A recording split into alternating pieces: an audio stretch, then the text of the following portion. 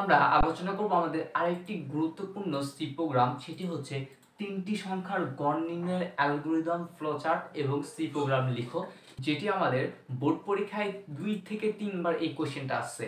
হয় এই কোশ্চেনটা বলে অ্যালগরিদম অঙ্কন করো, অথবা অনেক সময় আসছে ফ্লোচার্ট অঙ্কন করো, আবার মাঝে মধ্যে আসছে হচ্ছে এটা সি প্রোগ্রাম যেটা আছে সেই সি প্রোগ্রামটা অঙ্কন করো। তাহলে চলো দেখে নেওয়া যাক আসলে এই জিনিসটা তিনটা সংখ্যার গড়। ঠিক আছে, এই জিনিসটি আমরা মূলত গড় মানে কি, গড় মানে হচ্ছে গড় সমান সমান হচ্ছে মোট যে সংখ্যাগুলো রয়েছে সেই সংখ্যাগুলোর উপরে বসে সমষ্টি ভাগ হচ্ছে কি মোট যতটি সংখ্যা রয়েছে সেই ততটি কি সংখ্যা। যেহেতু এখানে আমি তিনটা সংখ্যার গড় নির্ণয় করব, তাহলে কাজ কি, প্রথমে আগে আমাদের কাজ হচ্ছে তিনটি সংখ্যা যোগ করতে হবে। তাহলে দেখো আমি এখানে লিখে রেখেছি a plus b plus c, মনে করলাম আমি তিনটে সংখ্যা নিলাম। তাহলে আগে তিনটে সংখ্যা যোগ এবং মোট সংখ্যা হচ্ছে কয়টা, তিনটা, এই জন্য কি করতে হবে, 3 দ্বারা ভাগ করতে হবে।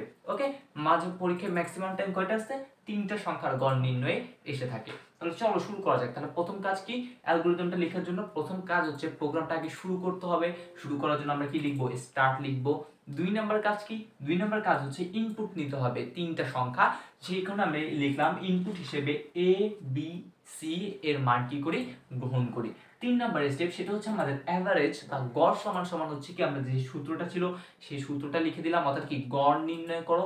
4 নম্বর কাজ, সেটা হচ্ছে প্রিন্ট অ্যাভারেজ, অর্থাৎ গড় কি করো, প্রদর্শন করো।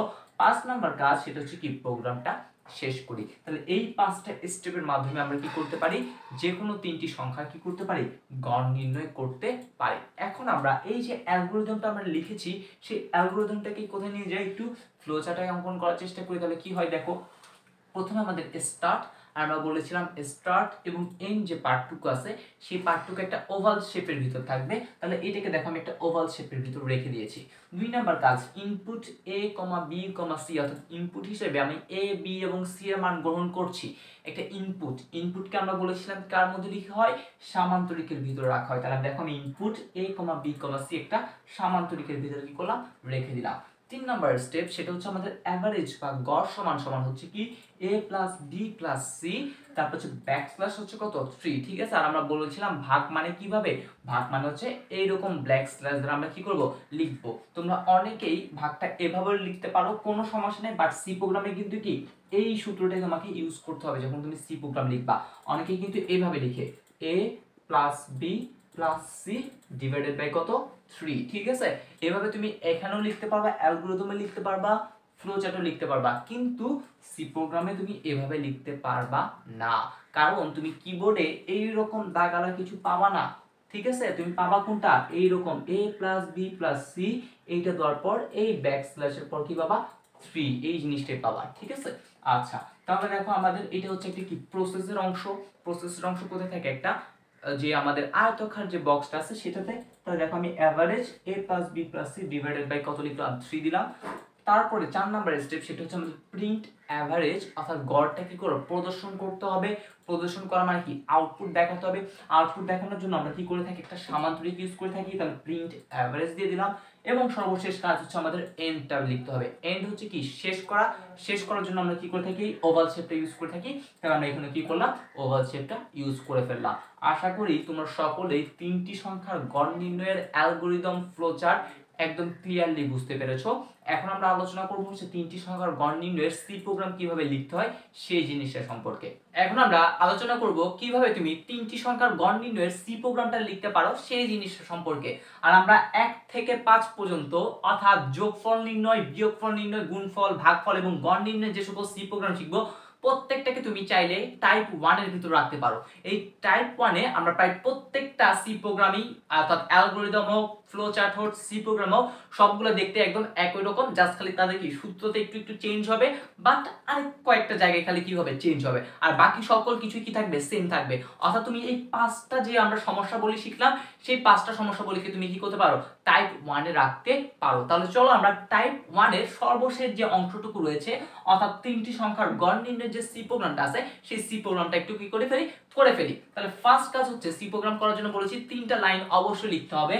ফার্স্ট লাইন কি ছিল, হ্যাশ ইনক্লুড stdio.h। তাহলে আমি লিখে ফেলি হ্যাশ ইনক্লুড stdio.h প্রত্যেকটা লেটার অবশ্যই ছোট হাতের হবে, কারণ সি হচ্ছে একটা কেস সেনসিটিভ ল্যাঙ্গুয়েজ।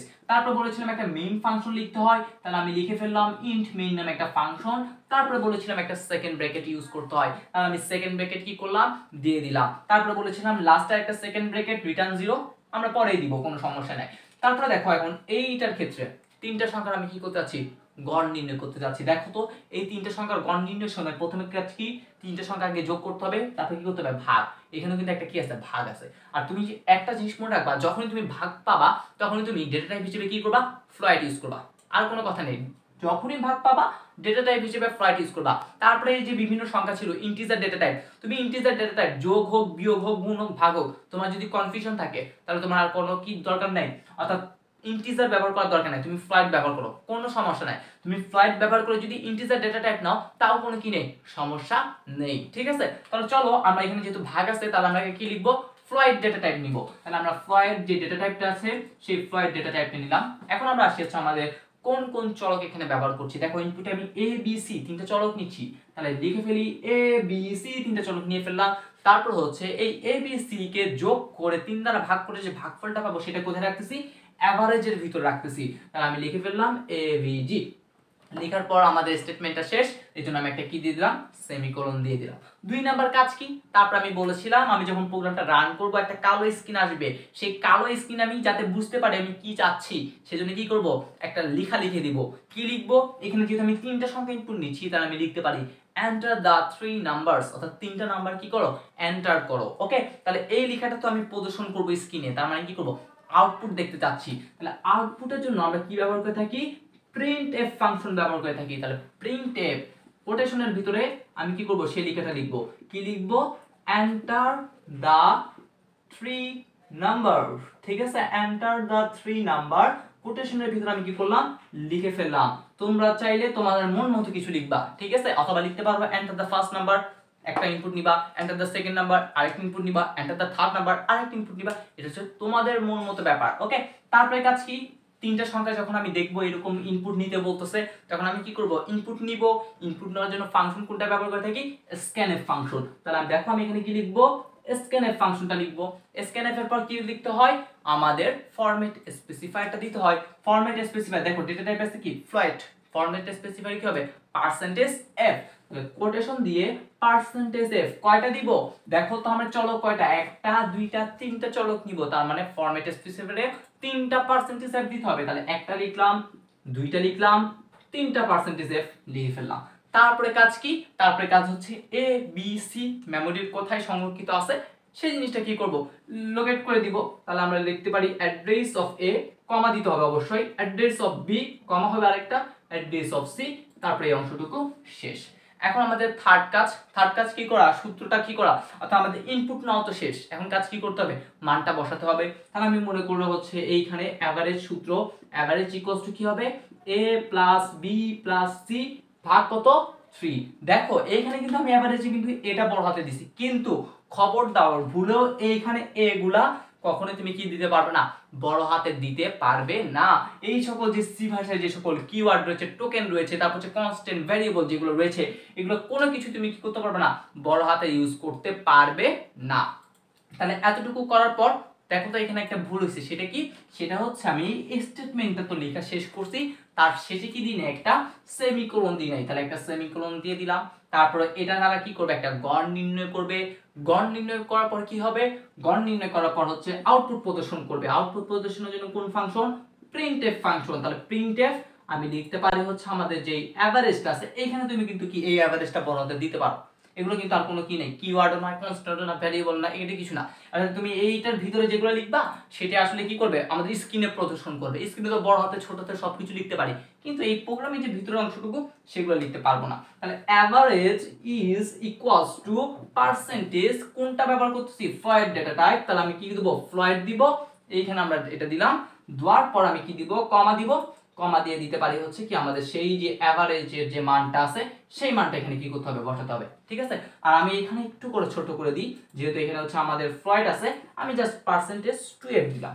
2f দেওয়ার মানে কি, দশমিকের পর আমাকে 2 ঘর সে কি করবে, শো করবে। তাহলে আমাদের প্রোগ্রামটা তো লেখা শেষ। এখন কাজ কি, শেষ হওয়ার পর এখন জাস্ট খালি একটা কাজ, সেটা হচ্ছে একটা রিটার্ন জিরো দিব, একটা সেকেন্ড ব্র্যাকেট দিব, শেষ প্রোগ্রামটা। এখন তুমি যদি প্রোগ্রামটা কি করো, ওপেন করো, অবশ্যই তোমার একটা কালো স্ক্রিন আসবে রান করার পর।